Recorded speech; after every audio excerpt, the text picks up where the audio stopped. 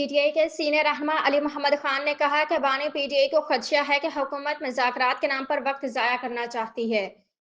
पाकिस्तान तहरीक इंसाफ के रहनुमा अली मोहम्मद ने कहा कि बानी पी टी आई कहते हैं मुज़ाकरात जब भी हों मायने खेज होने चाहिए। बानी पी टी आई पर जाली केसेस बनाए गए वो बाहर आए और मायने खेज मुज़ाकरात हों।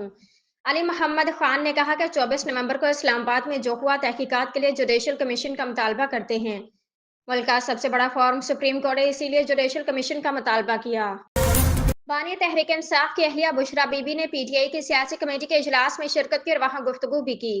पीटीआई के मरकजी रहनुमा सलमान अकरम राजा ने एआरवाई न्यूज की खबर की तस्दीक कर दी है कि सलमान अकरम राजा से सवाल किया गया कि सियासी कमेटी के इजलास में क्या बुशरा बीबी ने कुछ सख्त बातें की आप पर और साहबजादा हामिद रजा पर तनकीद की। वाशिंगटन तर्जमान अमरीकी महकमा खारजा मैथ्यू मिलर ने कहा है कि हुकूमत पाकिस्तान को मुजाहिरीन के साथ एहतराम के साथ निपटना चाहिए।